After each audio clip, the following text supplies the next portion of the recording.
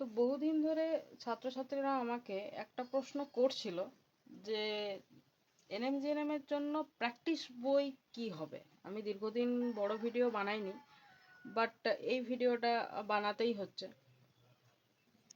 তো এনএমজিএনএম এর জন্য প্র্যাকটিস বই কি ব্যবহার করব, কেন কি তোমরা জানো যে পড়ার বই কি আর সিলেবাস কি এটা তোমাদের সবারই জানা আছে, কিন্তু প্র্যাকটিসের জায়গায় কিন্তু ছাত্রছাত্রীদের একটু সমস্যা হয়।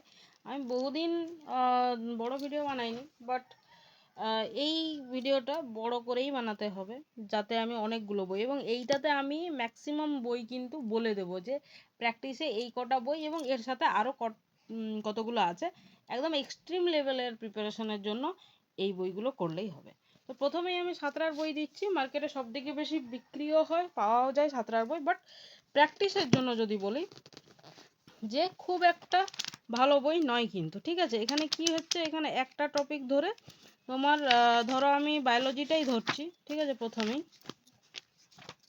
তো বায়োলজির কেমনভাবে থাকে এদের, এইভাবে থাকে যে 100টা প্রশ্ন দিয়ে দিল একটা টপিকের। ঠিক আছে, ধরো এই পুরো টপিকটা প্রথমে ছোট ছোট করে ওরা লিখে কাভার করেছে এবং তারপর সেই টপিক থেকে 200-250টা প্রশ্ন দিয়ে দিল পরপর। তো এটাতে কি হয়, ওই টপিক থেকে প্রশ্ন পাওয়া যায়, এটা সত্যি, বাট আমি বলবো যে যেসব স্টুডেন্টরা ছোট ছোট টপিক ধরে পড়ছো এগোচ্ছ তাদের জন্য না, এটা শেষের দিকের জন্য ঠিক আছে। এবং এছাড়া প্র্যাকটিস সেট আছে। প্র্যাকটিস সেট এখন তোমাদের প্রিপারেশনের শুরুর দিক বা মাঝের দিক বলা যেতে পারে, অনেকদিন ধরে তোমরা পড়াশোনা শুরু করেছো, ফলে প্র্যাকটিস সেট যেগুলো আছে সেইগুলো তোমরা করবে, সেইগুলো কাজে দেবে নিশ্চয়ই। এই যে এই ধরনের প্র্যাকটিস সেটগুলো, ঠিক আছে, এই ধরনের প্র্যাকটিস সেটগুলো।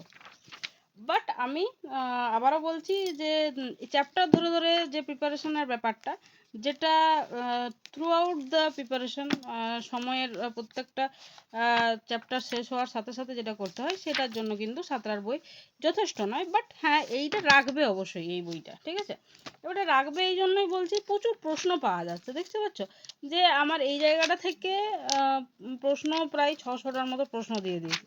ঠিক আছে, তো এই 600টা প্রশ্ন অনেকটা, এই যে বায়োলজির পুরো জায়গাটা থেকে 600টা প্রশ্ন এইরকম প্রত্যেকটা চ্যাপ্টার থেকেই আছে, মানে ভৌত বিজ্ঞান থেকেও আছে, ম্যাথমেটিক্স থেকেও আছে। তো সেই প্রশ্নগুলো পাওয়া যাবে। একটা হয়ে গেল, আমি সাঁতরার বই সরাচ্ছি। নেক্সট আমি স্টুডেন্টদিকে আমার এখানে যেটা আছে এনএমজিএনএম পূজা, এই বইটা আমি অনলাইন থেকে দেখেছিলাম এবং আমি আমার স্টুডেন্টদের করিয়েওছি গত বছর। তো এখানে কি হয়, এক একটা সেট পাবে তুমি, এক একটা সেট, ফলে যাদের ফুল সিলেবাস হয়ে গেছে বা হাফ সিলেবাস হয়ে গেছে, অ্যাটলিস্ট খুলে খুলে প্রশ্নগুলো করতে পারো। আর যখন পুরোটা হয়ে যাবে তখন পুরো সেট করার জন্য কিন্তু খুব ভালো। খুব একটা ভীষণ যে খুব স্ট্যান্ডার্ড হাই স্ট্যান্ডার্ড তা কিন্তু না, বাট বইটা কিন্তু করার মতো, প্র্যাকটিসের জন্য ভালো বই আমি বলবো। ঠিক আছে, পাশে রাখতে পারো। ঠিক আছে, এবার নেক্সট চলে আসো, আমি এই বইটা বলছি জেন পাস। আর একইভাবে তপতি পাবলিকেশন, এই দুটো বই তপতি পাবলিকেশন, দুটো আমি একসাথেই বলবো। দেখো তপতি পাবলিকেশনে এনএমজিএনএম এর যে বইটা রয়েছে, ঠিক আছে, এখানে লিখেই দিয়েছে 7700 এমসিকিউ।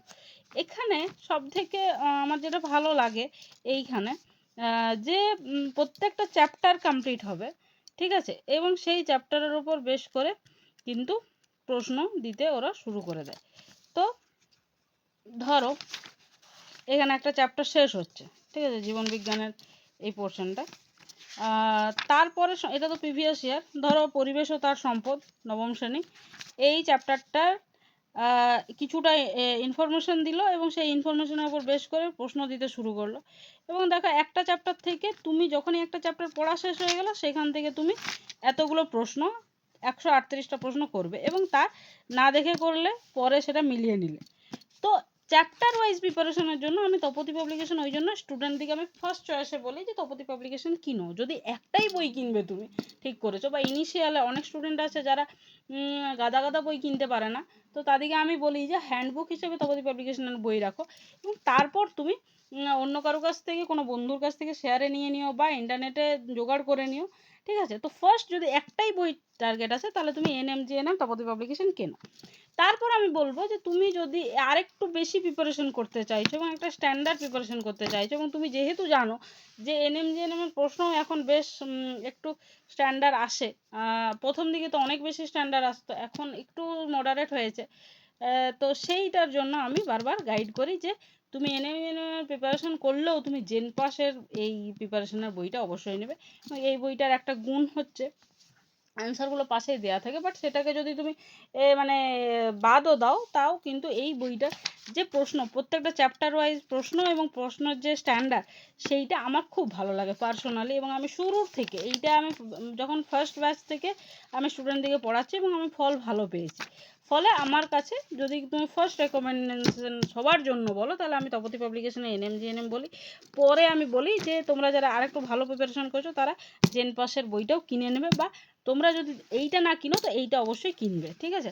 এই দুটো কিনবে, খুব ইম্পর্ট্যান্ট।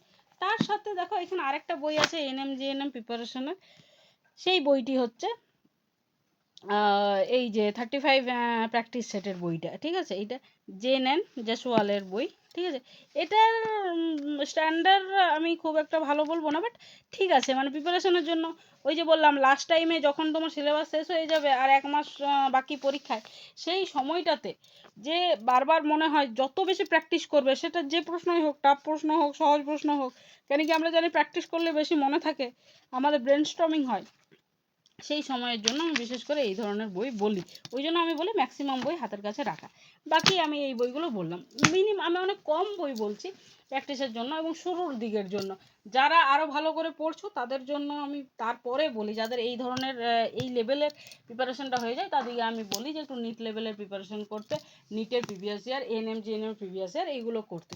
বাট যদি এখন আমি যদি একটাই বই কিনো কোনো স্টুডেন্ট, তাহলে সে অবশ্যই তপতি পাবলিকেশনের বইটা কিনবে NMGNM এর। যদি সে আরেকটু ভালো প্রিপারেশন করতে চাও এবং একটাই বই কিনতে চাও তাহলে সে জেন পাসের বইটা কিনবে NMGNM এর জন্য, জেন পাসের তপতি পাবলিকেশনটা কিনবে, ব্যাস। কেউ যদি দুটো কিনতে পারো তাহলে আমি বলবো তপতি পাবলিকেশনের এই দুটোই কিনে নেবে। কেউ যদি আরেকটু বেটার একটু নিতে চাও তাহলে সাঁতরাটা পাশে রাখবে অবশ্যই, ঠিক আছে। সাঁতরার একটা গুণ হচ্ছে সে আরও সিলেবাসের বিভিন্ন জিনিসটা লিখেও দেয়, বাট এটার দরকার নেই, কারণ কেন কি তোমার 9, 10 এর বই তোমার কাছে রয়েছে, এই সমস্ত ইনফরমেশন সেখানে রয়েছে। অতএব ওই জন্য আমি এটা বারণ করি যে এটা দরকার নেই অ্যাকচুয়ালি প্রিপারেশনের জন্য, যদি প্র্যাকটিসের জন্য নিতে চাইছো।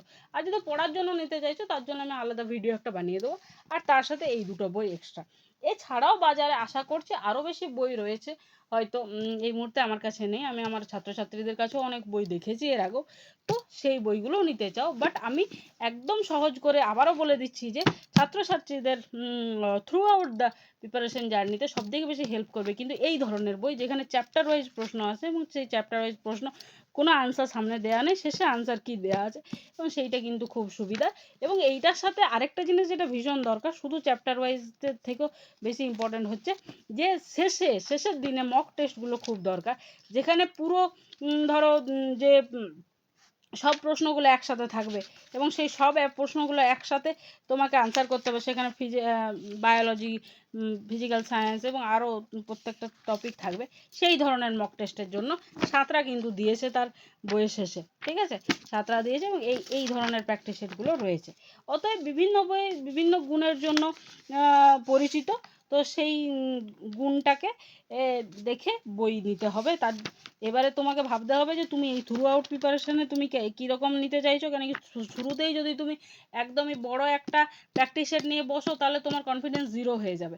তার জন্য আমি এই দুটো বই শুরুর দিকে বা through out the journey prescribe করবো তোমাদেরকে বা নিতে বলবো। আর এই লাস্টের জন্য যে বইয়ে মানে পুরো সিলেবাসটার যে মানে মক টেস্টের প্যাটার্নে যেগুলো রয়েছে সেই ধরনের প্র্যাকটিস সেট করা, এই যেমন ধরো এই ধরনের এখানে কি ক্যাটাগরি 1 ক্যাটাগরি 2 নিয়ে ফুল সিলেবাসটা রয়েছে, তো সেইটা আমি তোমাদের বলবো। ঠিক আছে, দেখা হচ্ছে নেক্সট অন্য কোনো ভিডিওতে। ভিডিওটি যদি ভালো লেগে থাকে লাইক করো, শেয়ার করো, সাবস্ক্রাইব করো।